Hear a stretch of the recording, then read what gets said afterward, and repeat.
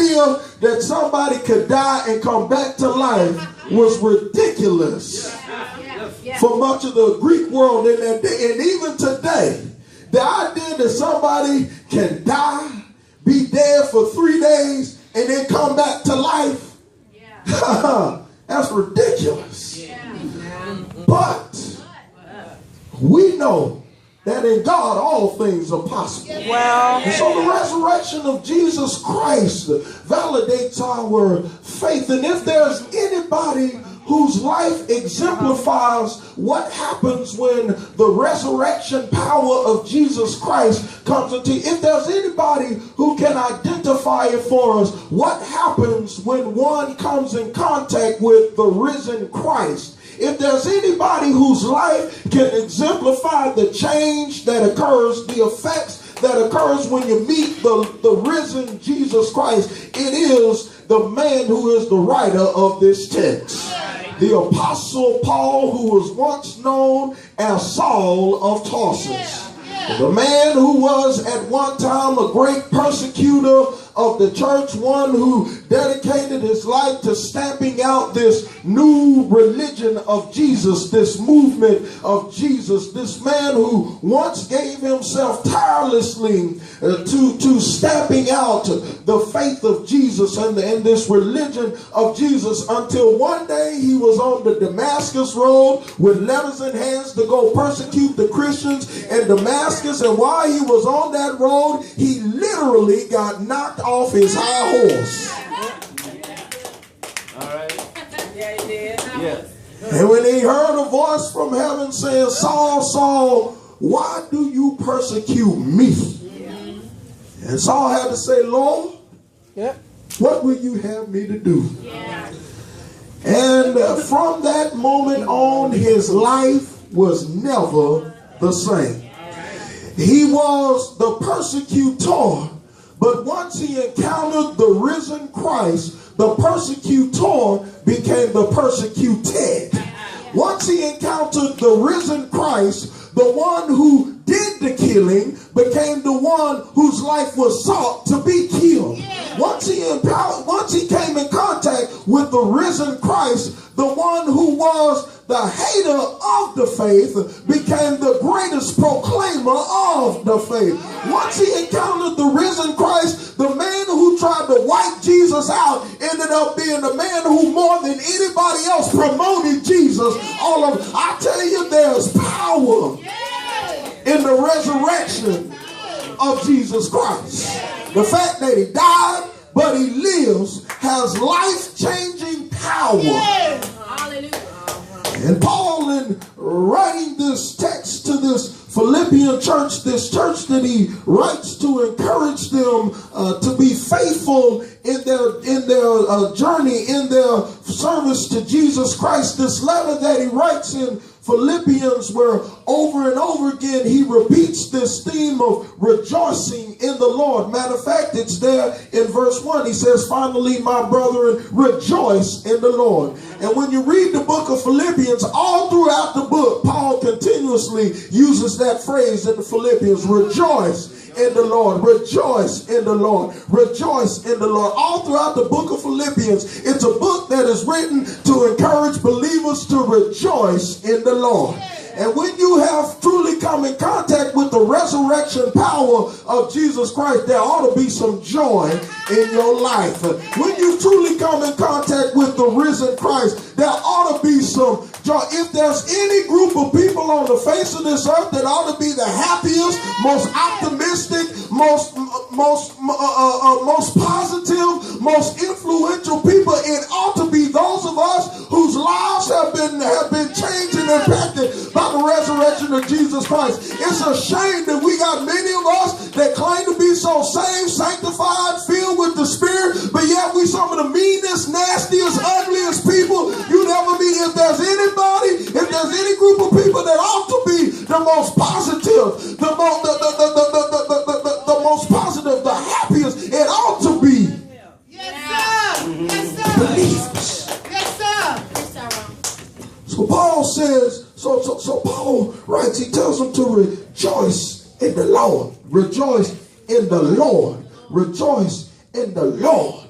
And then he goes on to say, as you rejoice in the Lord, he tells them in verse 2 that you got to beware of dogs and beware of evil workers. Because you know, when you get to rejoicing in the Lord, when you get to having joy in the Lord, Minister Bunton talked about it a couple weeks ago, that when you meet Christ and you set out to do the work of God, you're always going to have the doubters and the haters. Y'all remember her talking about all the murderers, the haters and the doubters and the spectators? Yes. And so Paul says you got to beware. There's some folk that's going to try to tear down the faith that you have. There's some folk that's going to do everything they can to try to destroy your faith, to try to destroy and discredit your faith. And so you've got to beware. He tells them to beware. Beware of dogs. Beware of evil workers. He says beware of the concision. He says, for we are the circumcision which worship God in the spirit and rejoice in Christ Jesus and have no confidence in the flesh.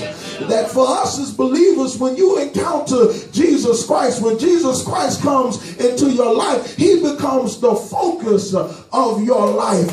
And when Jesus becomes the focus of your life, you realize that life ain't about you, it's about him.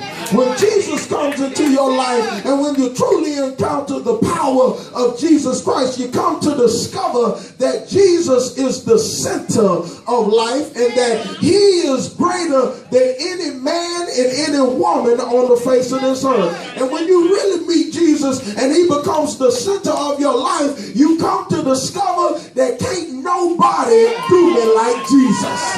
Can't nobody love me like Jesus. Can't nobody. And so because Jesus is the greatest thing that ever happened, he's the greatest person in my life, my focus is on him. I ain't worried about myself nor anybody else. My focus is on him. My life is all about him. I ain't worried what you think of me. I ain't worried what anybody else got to say. All that matters to me is what he thinks. We have no confidence in the flesh. Because Paul understands that when you meet Jesus, you understand there ain't nothing to your flesh. That's right. Well.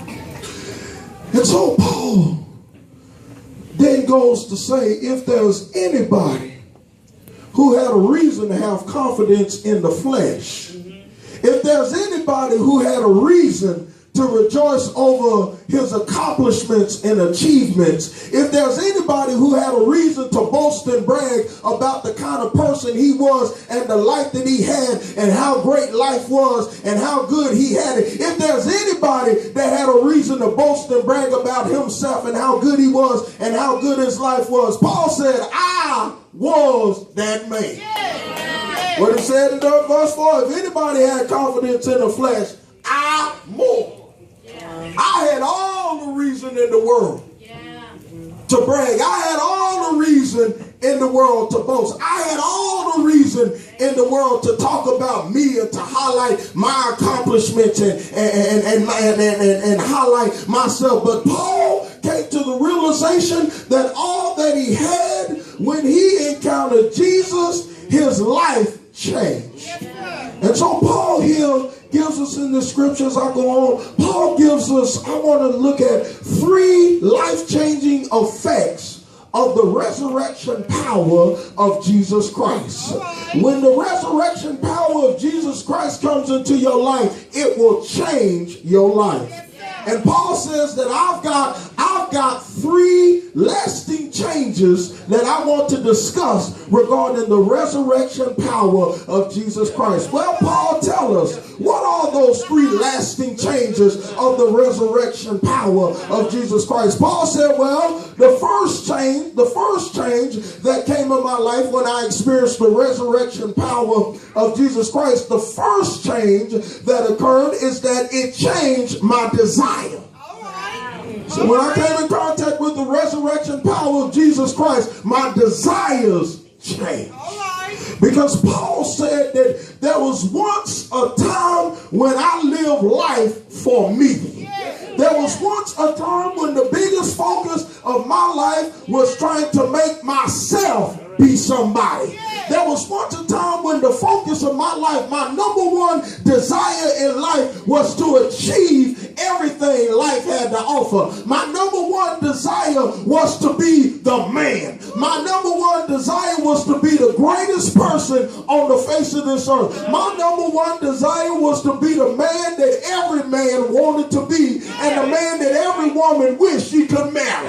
My desire was to be the greatest man. And as he writes about what his life was before Jesus, he goes on to brag about his accomplishments. Look at that. He says, circumcised the 8th day. Because you know that Jewish law required that every male child on the 8th day after his birth, every Jewish male child was required to be circumcised to show that he was now a part of the covenant family, and that he was now as a Jewish male child, that he was now entitled to the rights and privileges as a leader within the community. And so he was circumcised the 8th day. He said, I was of the stock of Israel.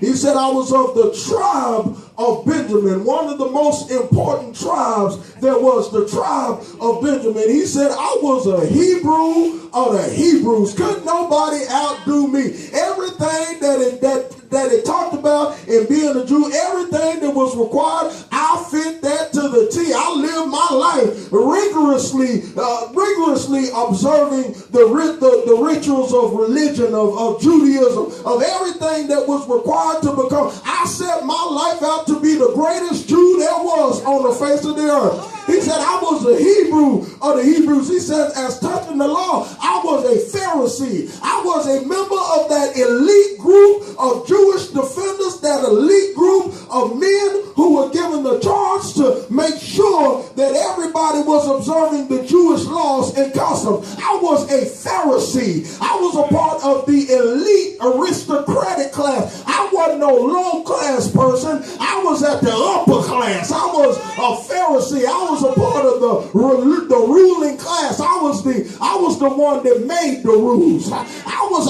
a Pharisee. He says, touching the law, I was blameless. Everything those commandments said, I lived my life to the T. By every command God had, I did everything God said to do. I lived by the commandments. Paul said that when you looked at my life and you look at my record, I was the man that every man wanted to be. I was the man that every little young Jewish boy looked at and said, I want to be like him when I grow up. I was the man. I had it all. I had an impressive resume. I was what every Jewish man aspired to be. That was before I met Christ. But Paul said that since I met Christ, since I experienced his resurrection power, Paul said, and I came to know that seeking the best that this world has to offer means absolutely nothing. Because Paul said, I've discovered that you can have everything this world has to offer, but if you don't have Jesus, you really don't have nothing. Paul said, I've discovered you can spend your whole life trying to acquire everything this world has, trying to be everything that the world says a successful person ought to be.